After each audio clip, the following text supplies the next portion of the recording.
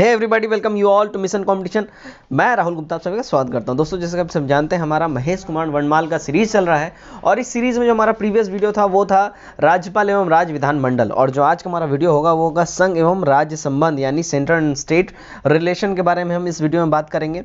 इस वीडियो से पहले मैं एक बात आपको बता दूं कि लक्ष्मीकांत जो कि भारतीय राज्य व्यवस्था के लिए बहुत ही बेहतरीन बुक मानी जाती है, उस बुक में चैप्टर नंबर 14 है सेंट्रल एंड स्टेट रिलेशनशिप। अगर आपके पास वो बुक है तो वो वाला चैप्टर आप डेफिनेटली ही पढ़ें, वो एकदम कंपलसरी है, वहां आप जाके जरूर पढ़ें। अगर नहीं भी है दैट्स ओके, हम यहाँ पे आपके लिए बेहतरीन एमसीक्यू क्वेश्चंस लेके आए, उसके साथ आपको छोटे छोटे डिटेल्स भी दिए जाएंगे जो कि आपके लिए बिल्कुल वाइटल है। तो आप इस वीडियो को आखिरी तक देखें और इस वीडियो का पीडीएफ कैसे मिलेगा वो आखिरी में बताया जाएगा। तो इस वीडियो को आप आखिर तक देखें और कितने क्वेश्चन आपने सही किए ये बताएं, और वीडियो आपको कैसा लगा। हम अपना ये जो महेश कुमार वर्णमाल का सीरीज है कंटिन्यू रखें या नहीं रखें, जरूर जरूर आप हमें कमेंट करके बताएं। चलिए फर्स्ट क्वेश्चन हम लेते हैं।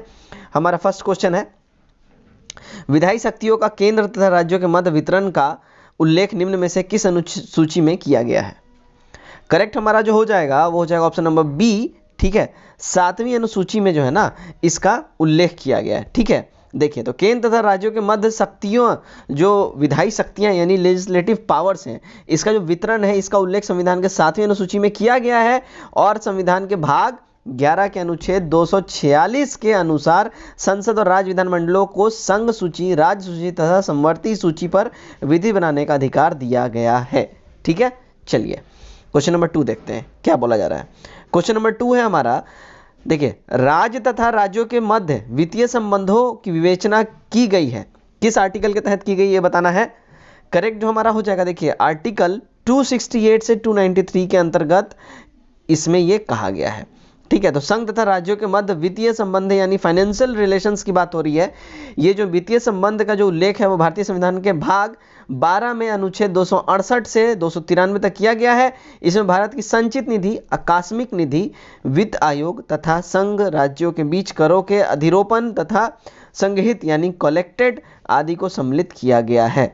ठीक है, तो कितने से कितने तक में, आर्टिकल 268 से 293 तक फाइनेंशियल रिलेशन। ठीक है, संघ तथा राज्यों के बीच वित्तीय संबंधों के वितरण की बातें कही गई हैं। ठीक है, चलिए 3 देखते हैं, निम्न में से कौन सा विषय हमारे संविधान की समवर्ती सूची में शामिल नहीं है।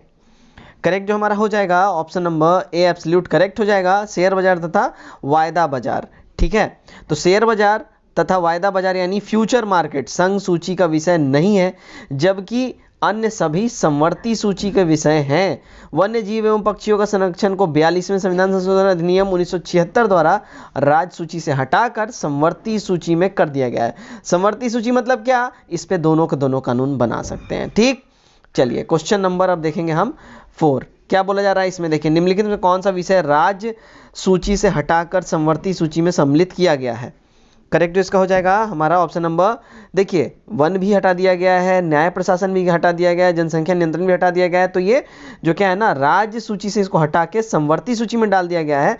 मतलब इन सारे के सारे जो यहाँ पे पॉइंट्स हैं इन सब पे कानून दोनों के दोनों बना सकते हैं। वन, जनसंख्या नियंत्रण एवं न्याय प्रशासन की 42वें संविधान संशोधन अधिनियम 1976 में जो हुआ था उसके द्वारा राज्य सूची से हटाकर ये सब समवर्ती सूची में डाल दिया गया है। 5 देखते हैं, निम्नलिखित में से किसने भारत में स्थानीय सरकारों के लिए ओम्बड्समैन की स्थापना की सिफारिश की थी।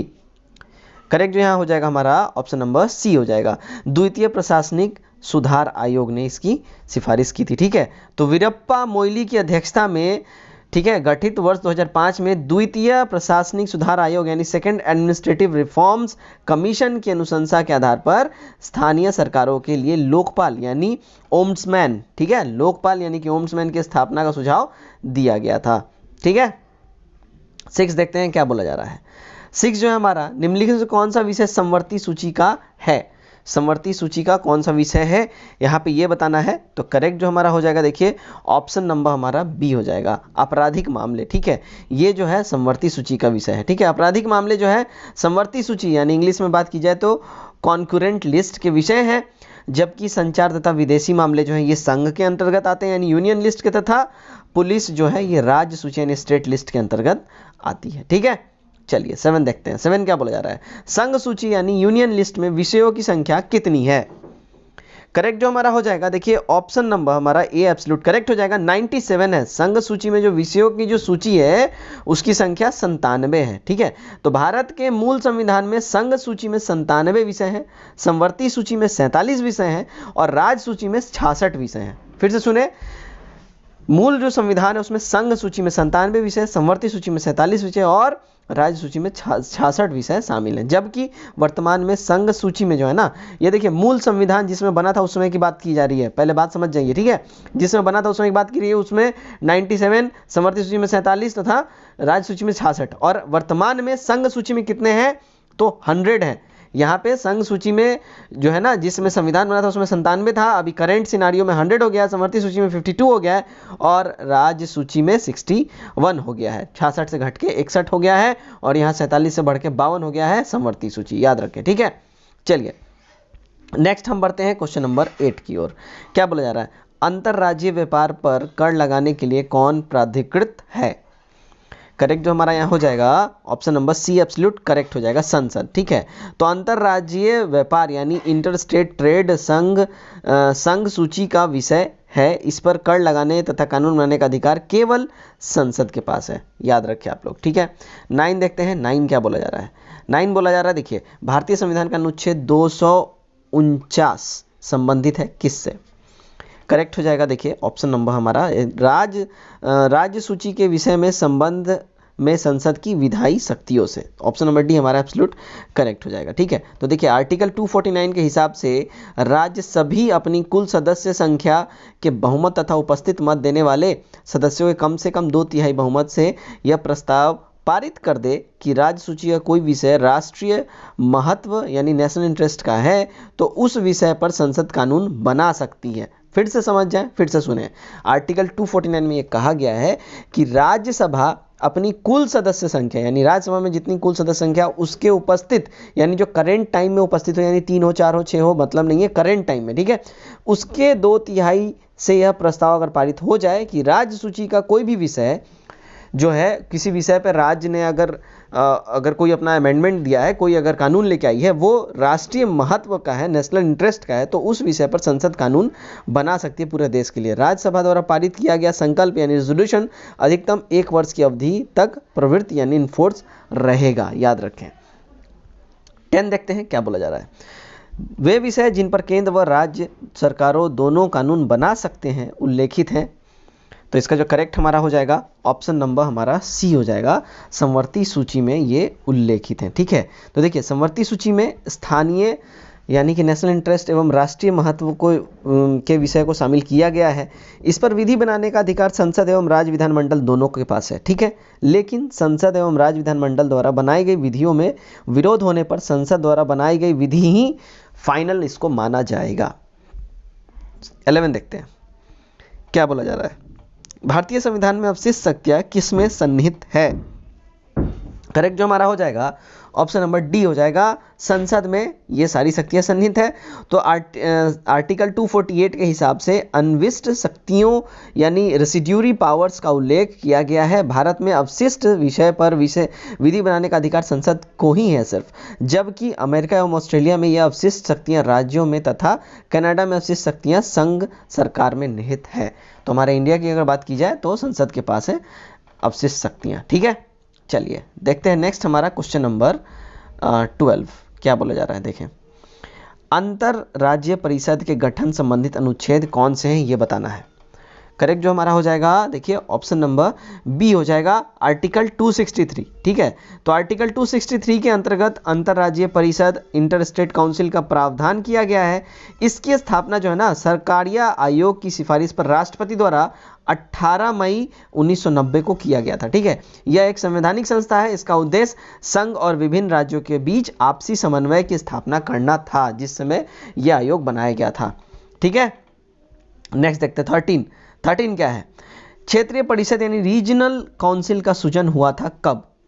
करेक्ट जो इसका हो जाएगा ऑप्शन नंबर बी हो जाएगा हमारा, संसदीय कानून द्वारा। ठीक है, तो देखिए संसद द्वारा पारित जो है ना अधिनियम वर्ष 1956 में एक अधिनियम पारित हुआ था जिसमें 5 क्षेत्रीय परिषदों की स्थापना की गई जो निम्नवत है। क्या क्या है? दक्षिण, उत्तर, मध्य, पूर्व और पश्चिम।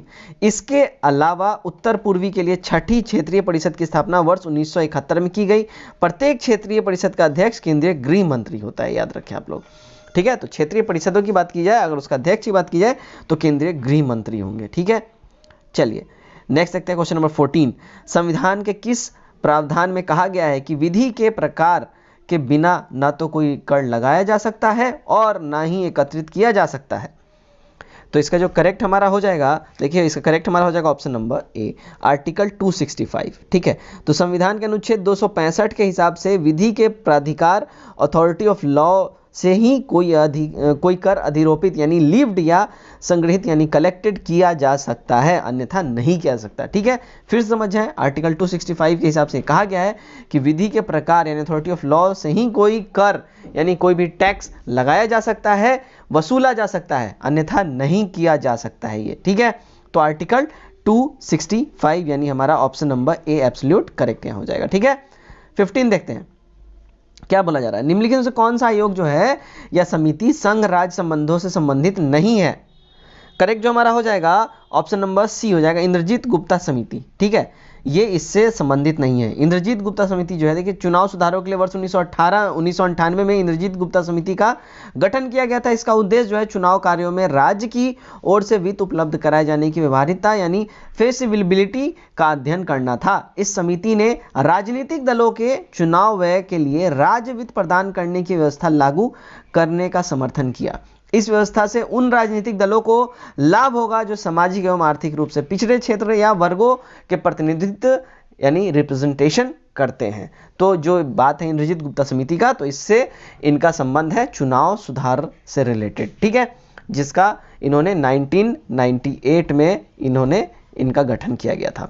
चलिए, तो ये था संघ एवं राज्य संबंधों से रिलेटेड हमारे 15 वीवीआई क्वेश्चन। उम्मीद करता हूँ ये वीडियो आप लोगों को पसंद आया। वीडियो कैसा आया कमेंट करके जरूर बताएं, और इस सीरीज को, महेश कुमार वर्णमाल बुक के सीरीज को हम कंटिन्यू रखें या नहीं रखें, आपके गोल्डन फीडबैक्स की हमें सख्त जरूरत है। और प्लीज़ हर एक व्यू पे कम से कम 1 लाइक तो हम डिजर्व करते ही। अगर आपको वीडियो अच्छा लगे जरूर लाइक करें, ना लगे तो बेशक भाई मेरे बहन आप लोग डिसलाइक करके जा सकते हैं, हमें कोई गुरेज उसमें नहीं होगा।